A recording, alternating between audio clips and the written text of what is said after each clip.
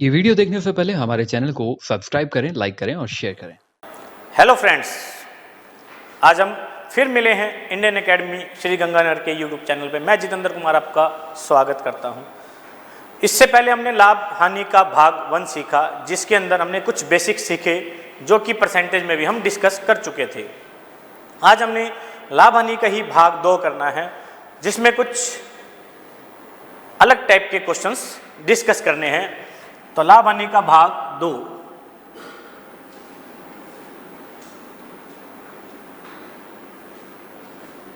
लाभ हानि भाग 2। इस पार्ट में हम क्या क्या समझेंगे वो जरा देखते हैं। पहली बात, कॉन्सेप्ट की बात करते हैं। कॉन्सेप्ट क्या है? कॉन्सेप्ट बता रहा है कि जब जितनी वस्तुएं हम खरीद कर लाएं, उतनी जब तक बिक ना जाए हमें लाभ हानि का पता नहीं लगता है। जितनी वस्तुएं हम खरीद कर लाएं, उतनी सारी की सारी बिक ना जाए हमें लाभ हानि का पता नहीं लगता है। ये कॉन्सेप्ट है। जितनी खरीदी जाए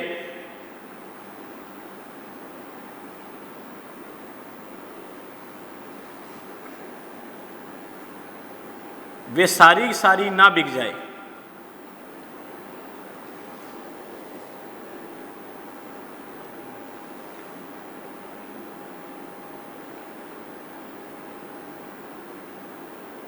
लाभ हानि का पता नहीं लगता है।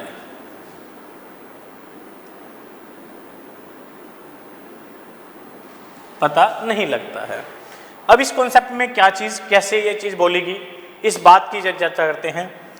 जैसे फ्रेंड्स क्वेश्चन के अंदर बात करते हैं, एक व्यक्ति 10 रुपए की 5 वस्तुएं खरीद कर लाता है। एक व्यक्ति 10 रुपए की 5 वस्तुएं खरीद कर लाता है और वह 11 रुपए की 6 वस्तुएं बेच देता है। एक व्यक्ति 10 रुपए में 5 वस्तुएं खरीद के लाया और 11 रुपए में कितनी वस्तुएं बेच दी?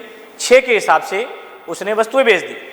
10 रुपए में 5 की दर से खरीदता है, 11 रुपए में 6 की दर से वस्तुएं बेचता है। ये खरीदता है और ये बेचता है। तो ये दर से बताया गया है। दर से का मतलब 10 रुपए में 5 के हिसाब से मिलती है उसे। लेके कितनी आया इसके बारे में कोई डिस्कशन नहीं की गई।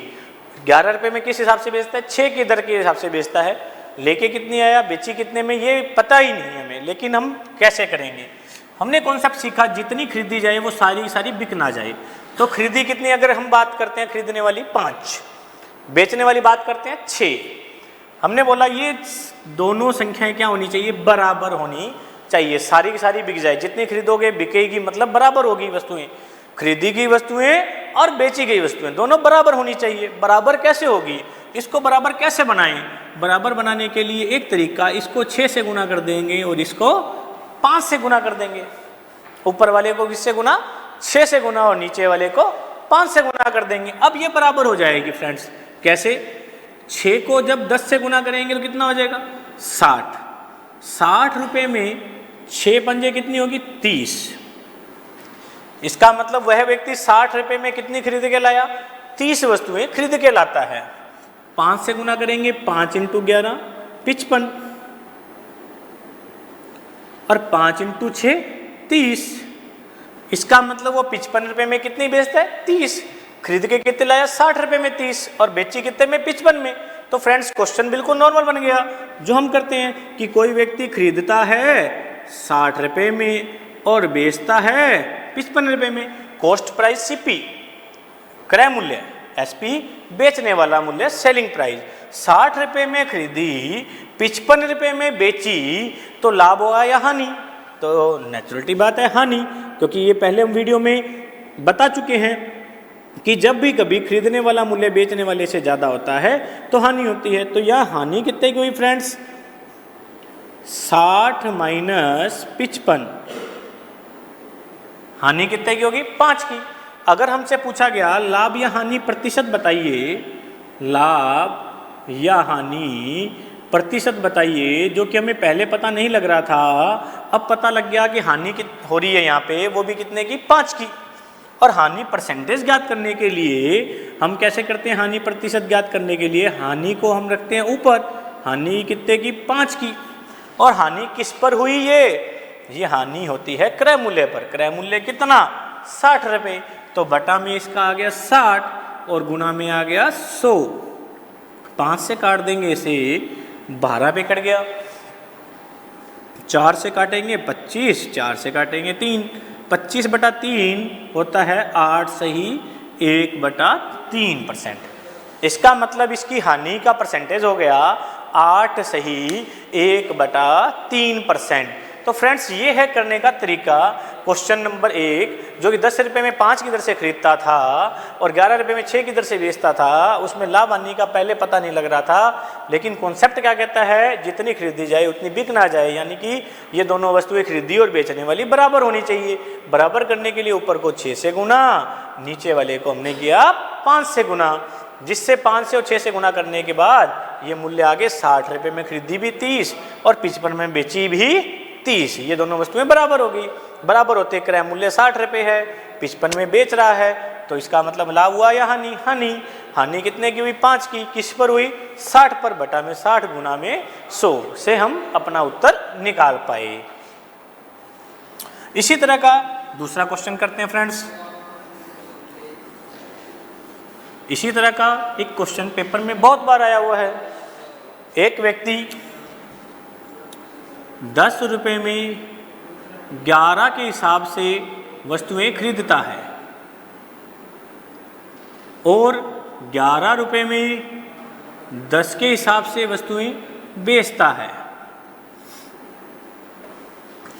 10 रुपये में 11 के हिसाब से वस्तुएं खरीदता है और 11 रुपये में 10 के हिसाब से वस्तुएं बेचता है। अगर पूरे सौदे में उसे लाभ 63 रुपये का हुआ हो तो बताओ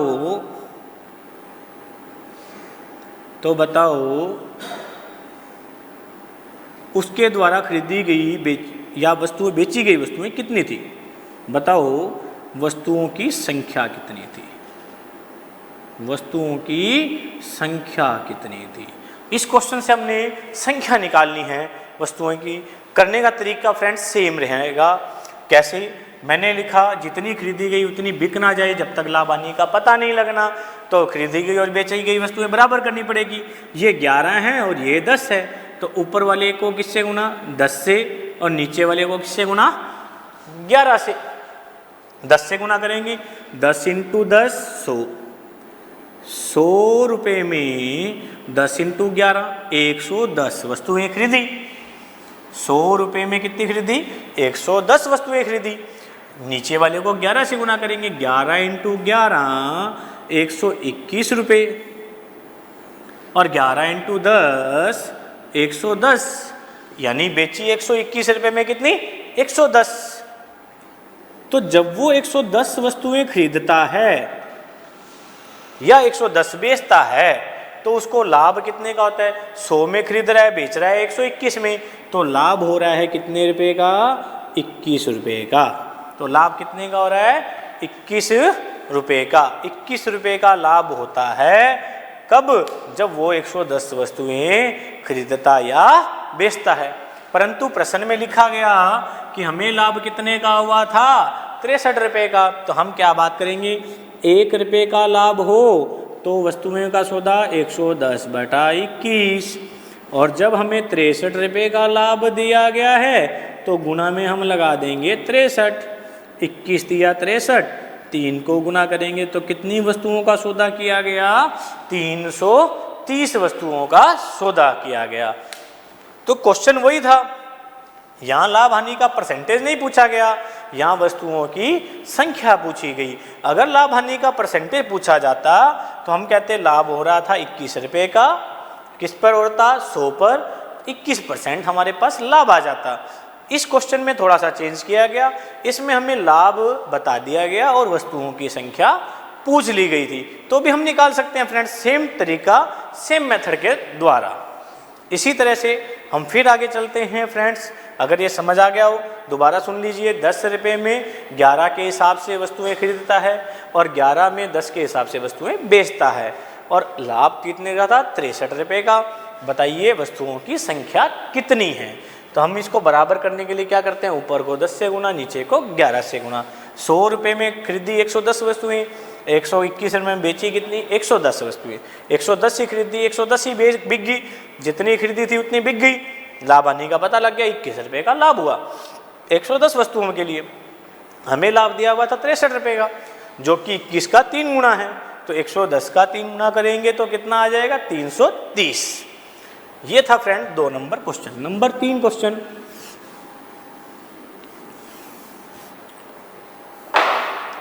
तीन नंबर क्वेश्चन फ्रेंड्स क्या कहता है? इसी टाइप का क्वेश्चन देखो, लिखता है एक व्यक्ति 1 रुपये में 4 के हिसाब से एक दुकान से वस्तुएं खरीदता है।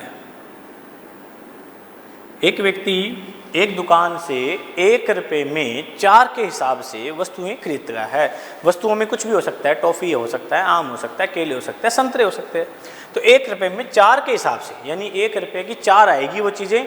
अब वो खरीदता कितनी है ये बताया नहीं गया। उतनी ही वस्तुएं, देखिए अब थोड़ा सा क्वेश्चन हल्का सा डिफरेंस हो रहा है। उतनी ही वस्तुएं वह 1 रुपये में 5 के हिसाब से खरीदता है किसी अन्य दुकान से।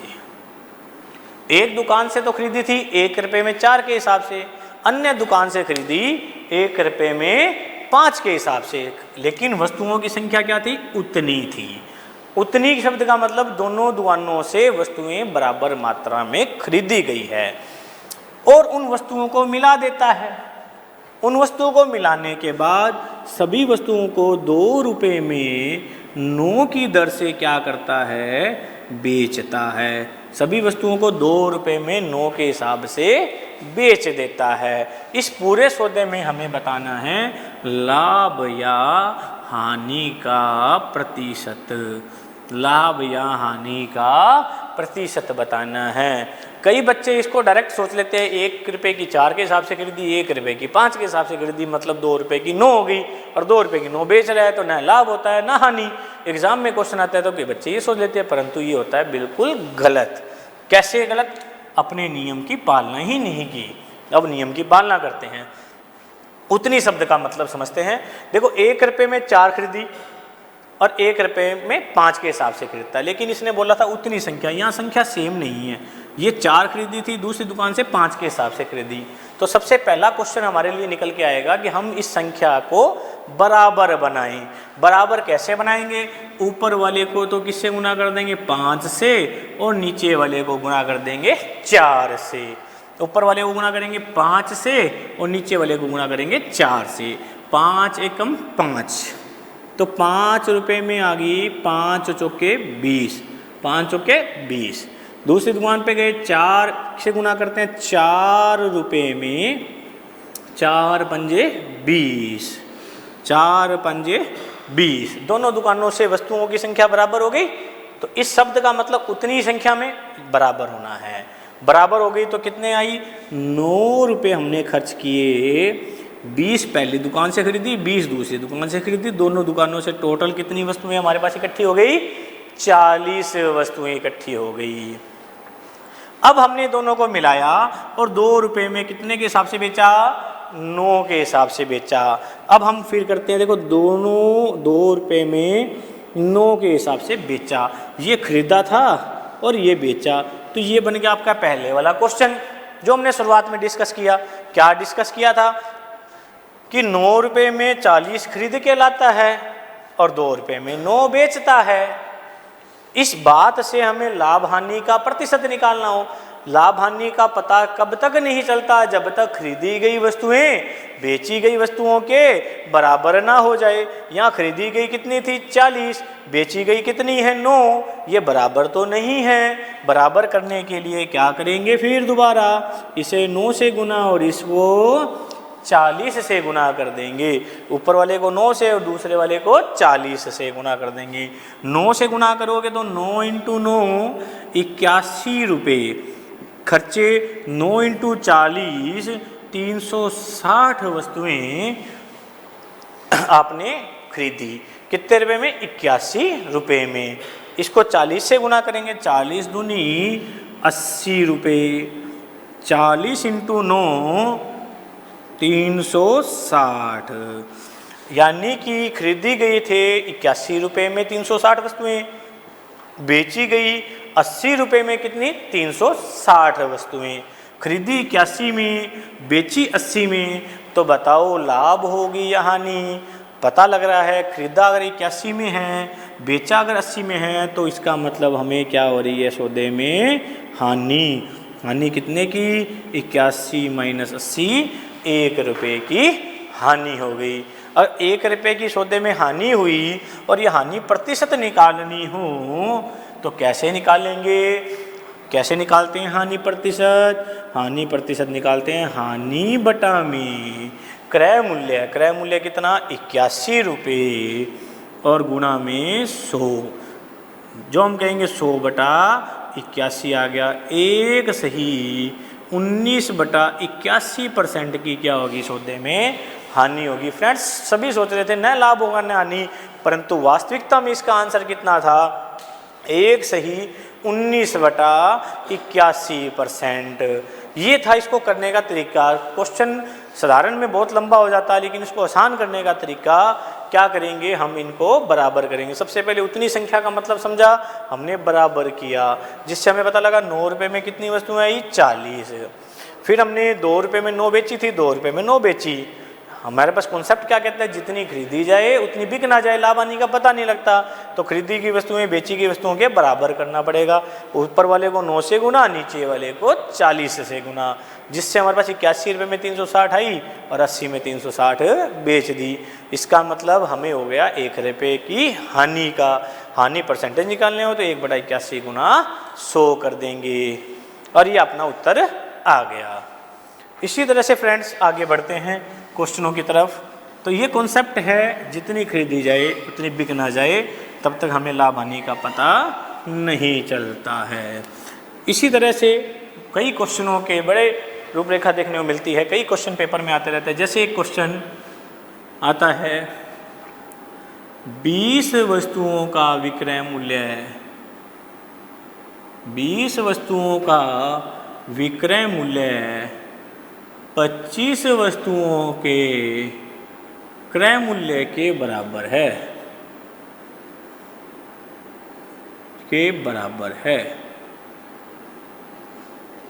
तो लाभ अथवा हानि का प्रतिशत बताइए।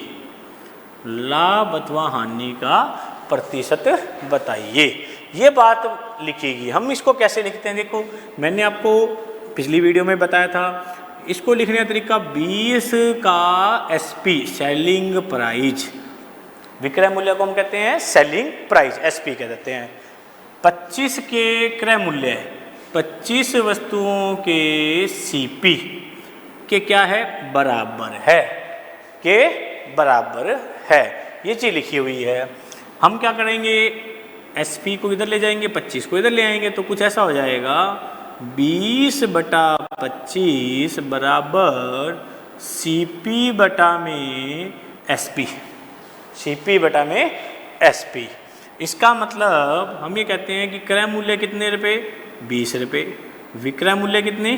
25, या ये भी कह सकते हैं अनुपात हो गया 20/25। हमने कोई चीज़ खरीदी 20 रुपये में, बेच कितने में रहे हैं? 25 में, तो इसमें लाभ होगा या हानि? पता लग रहा है जब बेचने वाला मूल्य खरीदे गए मूल्य से ज़्यादा हो तो हमेशा क्या होता है? व्यक्ति को लाभ होता है। तो लाभ यहाँ पर कितने का हो गया? 25 माइनस 20 कितने का आ गया? 5 का। अगर हमसे क्वेश्चन में लाभ या हानि का प्रतिशत पूछा गया हो तो लाभ परसेंट कैसे निकालेंगे? लाभ हो गया 5 का, किस पर? क्रय मूल्य 20 पर, और गुणा में कर देंगे 100। 20 से ये 5 पे काट देंगे, 5 × 5 कितना होता है? 25। तो हमें यहाँ लाभ कितने का हो जाएगा? 25% का। तो इस तरह से फ्रेंड्स ये एक क्वेश्चन सॉल्व हमारा हो गया। बहुत बार एग्जाम में देखने को मिलता है लाभ हानि का ये क्वेश्चन, ये भी सॉल्व हो गया। अगेन इसी टाइप का दूसरा क्वेश्चन करते हैं।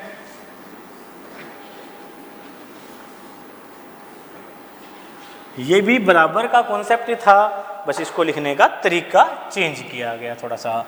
अब इसी तरह से देखिए अगला क्वेश्चन, क्वेश्चन नंबर इसी टाइप में 2। क्वेश्चन लिखता है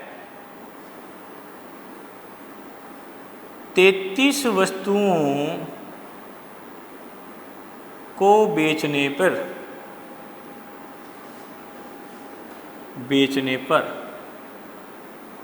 11 वस्तुओं के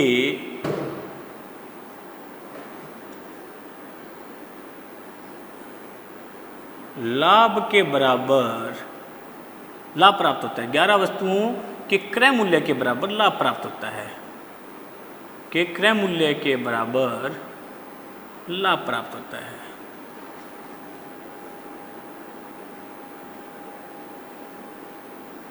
लाभ प्राप्त होता है,